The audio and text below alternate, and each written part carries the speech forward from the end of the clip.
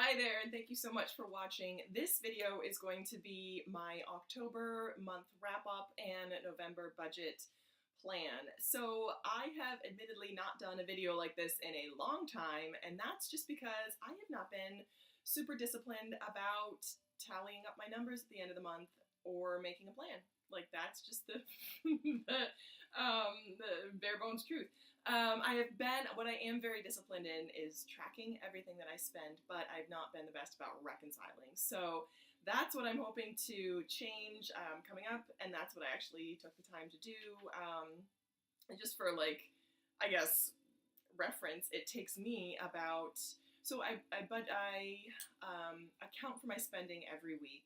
I make a plan for the next week, and then I reconcile. And that takes about, I reconcile weekly, but I don't necessarily reconcile against the monthly budget. And that takes about, I want to say, about an hour every week. And doing sort of the month review and then putting it back together takes about, I'd say to do it really well, another hour to hour and a half. So that's 5 hours a month that you're spending working on your budget. And I say that because if you look at sort of millionaire habits and I guess the practices of people who are wealthy and who are good with their money, you see that they spend up to, I think it's like 20 hours a month or more managing their money and reviewing their investments, kind of going over their portfolios, versus people who are chronically broke or in poor financial situations who spend almost no time managing their money, but a lot of time worrying about their money. So that really stuck with me, and I'm looking at Thomas Stanley's book, The Millionaire Next Door, and I am hoping to be in the first category rather than the second category. So that's more time planning and managing and less time worrying. So I realized to myself that starts, for me, it's on Sunday evening as I'm getting ready for the work week. I kind of sit down and I go through, and that's when I have like my notebook open and my spending and my spending log, and I'll enter line by line into my Excel budgeting sheet, and I'll reconcile like that. And it takes about an hour. And I try to know that so I'm not surprised by how much time it takes, and I'm like, why is this taking so long? It takes time. So that's just kind of a brief preamble to how long it takes to put together, for me, a budget. And I know for some people it might go quicker, and I use Excel. I just use a plain Excel. I don't use any fancy, apps or sites. I might start, but right now, it's just, this is perfect for me, and then I pivot out the data and I make like a chart and percentages. So, which is what I'm going to be sharing right now. So this is my, enough of the chatter. This is my October month wrap up and my draft November budget plan. So, and these are the percentages I'm going to be sharing. Not because I have a median income. It's actually fairly low for this area. I'm in the New York, New Jersey metro area, and it's really low.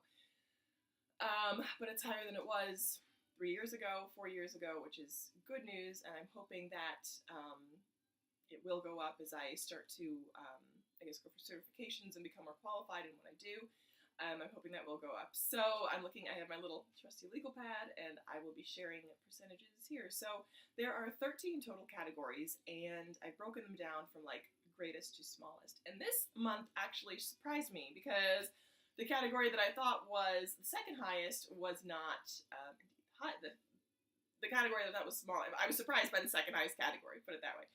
So October is my birthday month, and I kind of took some time to treat myself, and that accounted for the difference in categories. So I was surprised when I broke it out by percentages. So the highest was, as expected, the housing costs, which were not as much as I thought, because the amount that I pay kind of fluctuated this month. So it was only 21% for housing. However, my personal care spending was 17% of my total spending in October, which is a lot. Now, when I say personal care, I include a lot in here. I include things like random stuff that I will pick up at the Dollar Tree to, personal care items like shampoo, moisturizer, things like that. For things like that, up to, I include my gym, therapy, and this month I splurged on a manicure, and that was like $40. It was $57 with tip. So that accounted for the huge personal care section. The second category was utilities. That was also 17%. Fourth category was food out. That was 12%. My savings was 8%, and I'm talking saving for emergencies, like easily liquid accessible. Transportation was 8%. Let me back that up. Savings and transportation were both 7% because my debt repayment was 3%. That's all, 3%. Groceries were 9%, and then my tithing, clothing, phone, gifts, and business were all 1%. So those are the breakdowns. And that's just kind of with me being not super disciplined, not focused, and not intentional. Like, this is kind of spiraled out into like a full confession because these percentages are not where I'd like them to be, which is why I'm doing this, which is why I'm kind of like recommitting and pulling everything back on board. But at the same time, I felt like I needed to just take a break and take a breath this month because I have kind of been struggling with how to address the student loan debt I have with this idea that I need a bigger emergency fund and accessible savings that I have right now. Like, I'm not comfortable with where my savings are. So for me, it's kind of that balance between, do you throw everything you have at your debt, or do you save so that you don't not incur more debt, because it's very unlikely. But for things like, I know there's going to be a car repair. I have 3 fairly large car repairs coming up. I need an O2 sensor, I need new tires, and I'm going to need a tune-up. So they're all planned, and I can plan for them all, so they're not a surprise. But at the same time, that's going to be, I can see this easily going, that transportation cost coming up, which is what I put all my car repair expenses, would easily go up to at least 17% or more. So at this point, I am trying to be, just be realistic, I think, is the word, because there's one, I think it's more important to be real than to have grand plans and then get exhausted because you can't, or get frustrated because you can't, because they're not happening. So discouraged is the word I'm looking for. I'm trying not to get discouraged. I'm trying to be realistic, and I'm trying to be organized and accountable, because it's important to make a plan, even if your plan doesn't happen, and to do sort of your after-action review is what the Army calls our, military, to recap what happened. Like, this was the plan, this is what happened, and this is why, we ended up making the choices we did. So, all that to say, going into November, I know that my grocery budget is going to tick up. So right now my groceries were 9%. I can easily see that doubling. I would say up to at least 15, if not more, maybe not doubling. As well as the car, transportation repairs. So right there, that personal care probably goes down to maybe 5%, and then transportation and groceries easily take that over. So,